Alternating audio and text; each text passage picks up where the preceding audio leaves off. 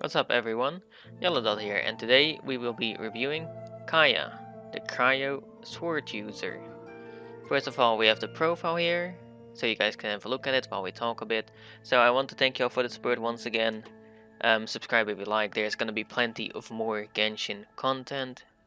And on the 28th, when the game releases globally, I will be doing a 24-hour stream. The link to that will be in the description if you're interested in it. I will be doing a free-to-play playthrough myself, so y'all can see what it's like if you're interested in seeing that. And that was about it. Now let's move on to the talents. First, we have normal attack. Performs up to 5 rapid strikes. Basically, a pretty basic attack, and it's for everyone, you know, normal attack, pretty basic. 5 though, rather than 4. The charged attack consumes a certain amount of stamina and unleashes 2 rapid sword strikes. Not too bad. Nothing too special here so far. The plunging attack, which strikes from midair down to the ground. Upon impact, it deals AoE damage. And that's about it for the normal attack. Next we have Frost Canal. Unleashes a frigid blast, dealing cryo damage to enemies in front of Kaeya. So basically it just deals cryo damage to any enemy that is in front of you at that moment. It's pretty good for like comboing to other elements, but other than that it doesn't really have anything going for it. I feel like it isn't like anything special. Next we have Glacial Waltz. Coalescing the frost in the air, Kaeya summons 3 icicles that revolve around him. These icicles will follow the character around and deal cryo damage to enemies in their path for so long as they persist. So these also persist when you swap characters. So let's say you have Kaeya's ult running and you swap to Beidou and you use Beidou's ult, but then you have both ults running at once and you basically will do super conduct upon coming in contact with any of the enemies that you are near. Next, we have Cold-Blooded Strike. Every hit with Frost Knall regenerates HP for Kaeya equal to 50% of his attack. This is not too bad for a first Ascension. So basically whenever you use your Frost Knall or your E, you will regain HP. So I like this a lot in combination with like Traveler's Handy Sword, which does the same. Upon using like skills, you regain HP. I think it's a pretty solid thing if you want to go like a tanky-ish build with Kaeya. Next we have Heart of the Abyss. Enemies frozen by Frostknall will drop additional elemental particles. Frostknall may only produce a maximum of 2 additional elemental particles per use. So I think this is solid, but it's not like anything spectacular for Kaeya. I feel like from going over the talents here, he doesn't have much going for him so far, unfortunately. But we will see how this will be in combat in a moment. Next, we have the passive, which is Hidden Strength decreases all party members' sprinting stamina consumption by 20%. So just if you have him in the party, he will consume less stamina while sprinting. Pretty nice for exploration, but that's about it for the talents. Now let's go ahead and see them in action. We are back and we are gonna try to clear this camp with just Kaeya and see how it will go. So as we were speaking of, he doesn't feel that strong, so let's see how he performs here against these slimes. Let's get our combat normal attacks off. Let's see if we can do a plunging attack as well. Might as well throw that in for the mix, and that actually did some decent damage to plunging attack, surprisingly. It's a Pyrus Vine over here. We're gonna ult and then melt it down. Actually, the Pyrus Vine doesn't have any element on it initially, as you can see. So it basically doesn't do that much to it. I'll just apply the cryo element, just like to any other enemy. But that's it. I think Kaeya cleared that camp pretty well for doing it solo, I want to say. That was a pretty well done job. Now let's see some elemental combinations. Now we are gonna test Kaeya in combination with Beidou. Let's see how this will work out. First we're gonna activate it. Looks like it's fire enemies, so let's get them with electrical and then activate superconduct just like that.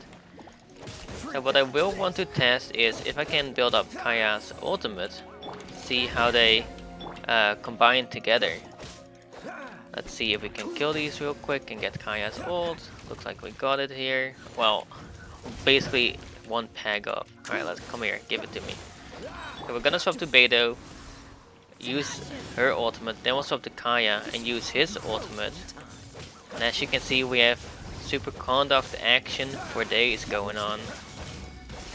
And it's kind of killing it. Honestly, I think Kaeya and Beidou will always be a very solid combo for activating super conduct. Because they both have a relatively low cooldown on their skills, and I think they work very well together. Now let's do another camp, but with someone else. Next, we have Kaeya and Mona.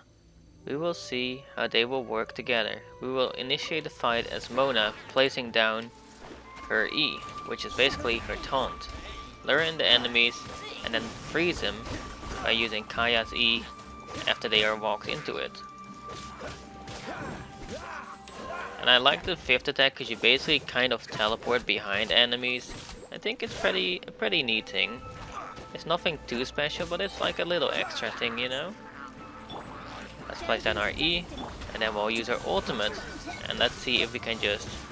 Yes, you can just permanently freeze enemies that aren't pyro, as you can see. Pretty neat. Pretty cool, I like it. Okay, let's finish this guy off. And that would be Kaeya and Mona combined. I think I like the combination of Beidou and Kaeya better.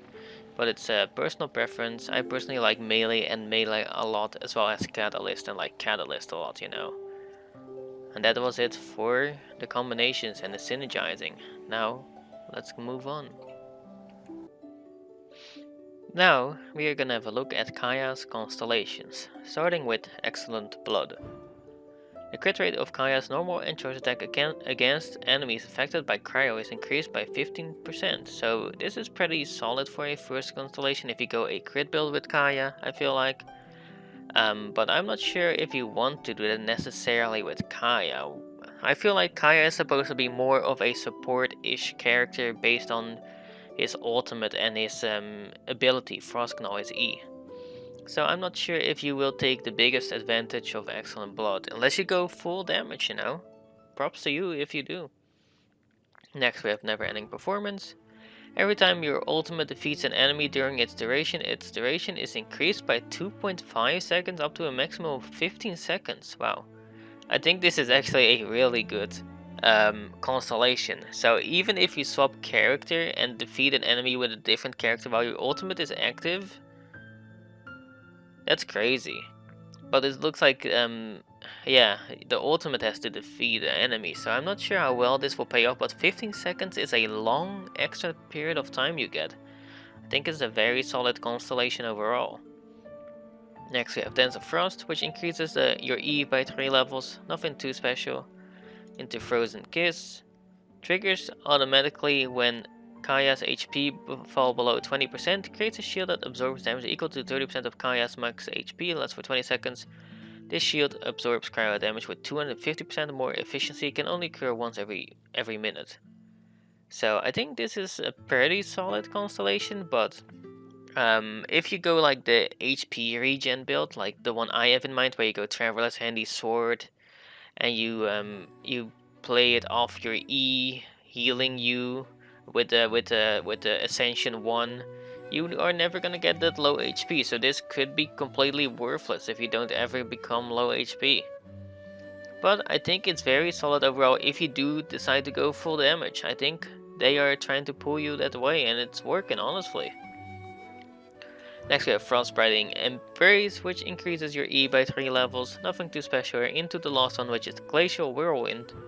Glacial Walls will generate 1 additional icicle, and will regenerate 15 energy when cast. Really solid 6th constellation.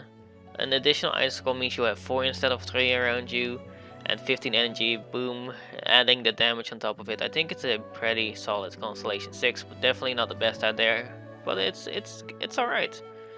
That was it for the constellations. Now let's move on.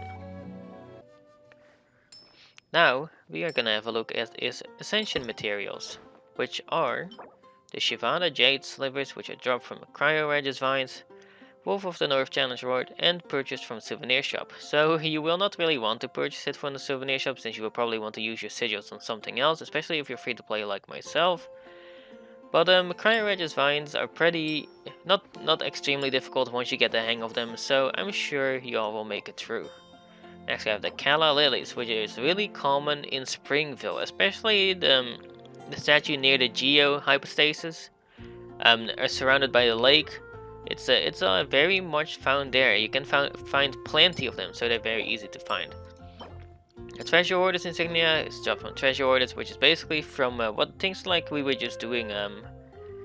The gold ley line and the XP ley line can have treasure orders in them as well, and basically you can just pick up the insignias if you want, you know?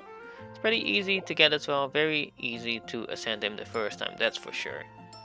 That was it for the Ascension Materials. My final thoughts are, I think Kaeya is a pretty mixed character who will definitely need a buff in the future, in my opinion, especially for a free-to-play character. I mean, he is free, so that's a plus if anything. But he is not that great, unfortunately. His damage is kind of lackluster. His skills are not like powerfully overwhelming. The ultimate is probably the thing you will use the most.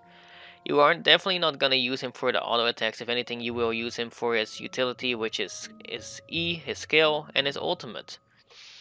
So overall, I will give Kaeya a 6 out of 10. He definitely needs some buffs. He's lackluster. He needs something more going from him, unfortunately. But he works well together with Beidou, as I have shown. But that was it for this video, guys. Thank you all for watching. Make sure to subscribe and like and comment if you enjoyed the video, and I will see you all next time. Take care. Leaving already? See you next time then. Don't make me wait too long though.